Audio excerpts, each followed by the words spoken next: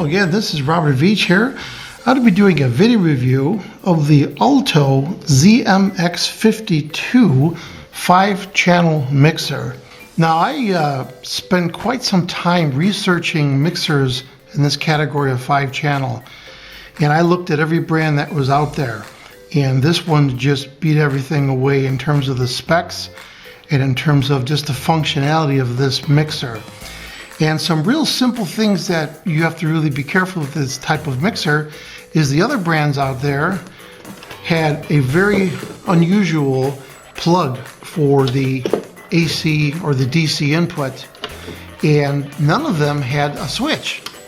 And this unit has a power switch. So on all the other mixers I looked at, you'd have to be unplugging this to unpower the mixer, which is really gets very annoying.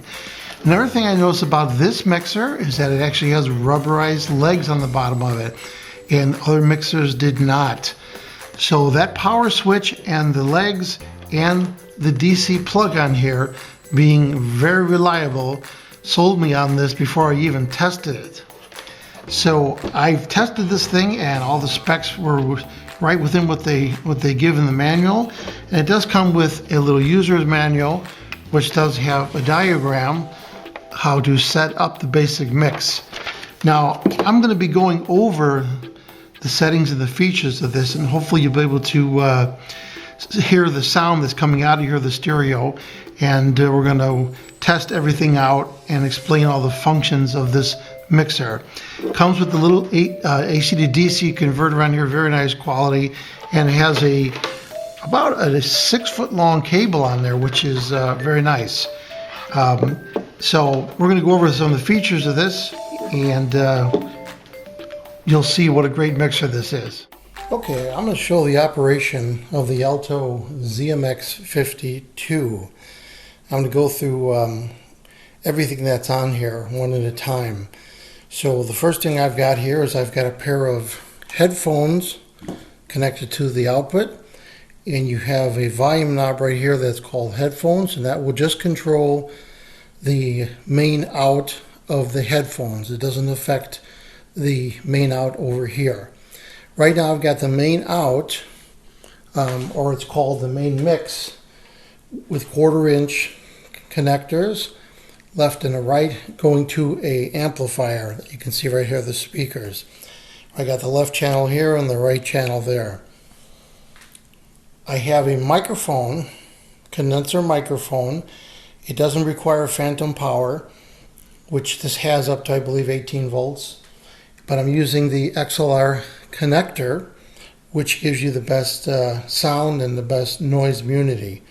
So that's hooked up right there. Now you can see I could tap this, testing 1, 2, 3. You can hear me in the speakers, and when I tap it, you can see the VU going in the green right there. I can't put it too loud because that's going to the speakers, and I will get feedback. Now, the microphone is unique because it has gain controls, a level knob. You can see I can get feedback by raising the level. Then it has equalization. So you can hear the difference right here. Right now I've got everything flat. So if I go to equalization and I add more treble, that's treble control full, and that's treble control turned down. And now we're going to do bass. Bass is full and bass is turned down. And then in terms of the pan, I have got a pan. I can go to the right. Now you can't hear this because this is a mono camera. That's going to the right, and then I go pan to the left. It's going full to the left, or anything in between.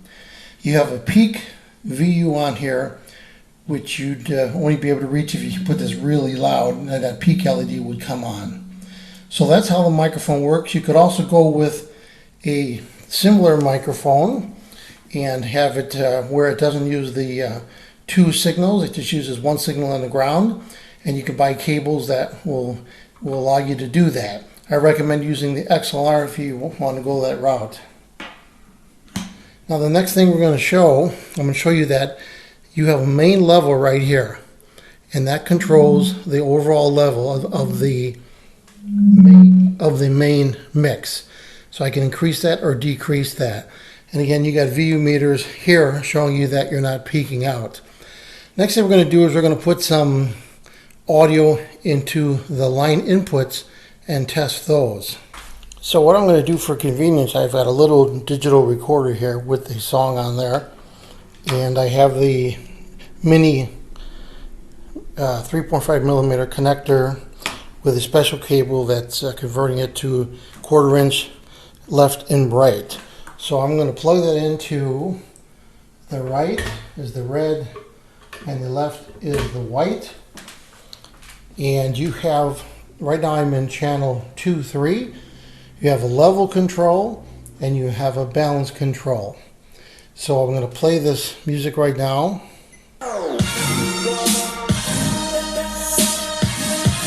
So you see the level control and the balance all the way to the right, all the way to the left, or in center. You can also adjust the level with the main level right here. And then in the headphones, you can hear the level change too. You can also adjust the volume separately.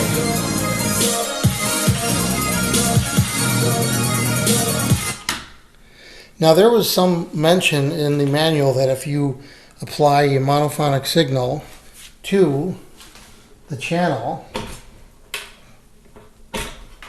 and you apply it to the left channel, which I'm going to do right there, that there's no balance control. I find that incorrect, that there actually is balance control. So if I play that song, I could still full right, full left. So I've balanced and I've got volume control on there too. So you can do a balance with a monophonic signal on both of these channels. Preferably you want to put a stereo signal in there so that you're getting a stereo mix. The other channel 4-5 works identical to that, because we can try that now. Let's put the stereo in there initially.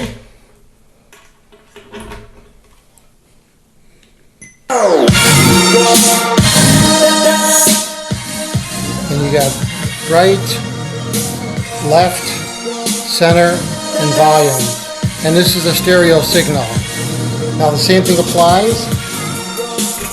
If I take out and I make it a monophonic on one side, I still have right and left and center and volume. Of course, it's not stereo. That's another option you have.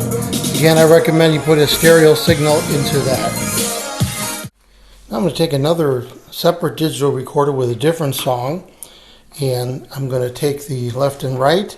I'm going to put it into auxiliary in and out on here. And let's see if we can hear that in the mix.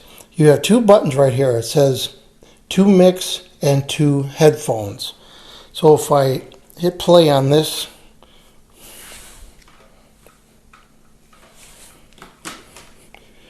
I don't hear anything at this point because I didn't hit any of these buttons. So if I hit the mix button right there, you can now hear the sound. And of course, you could mix in the original sound that I played.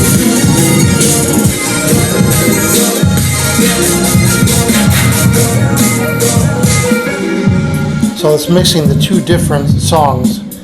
So if you remove that mix switch, then this is not going to go into the mix. Now in terms of the headphones, I'm going to try the headphones on right now. And I'm going to play that song again.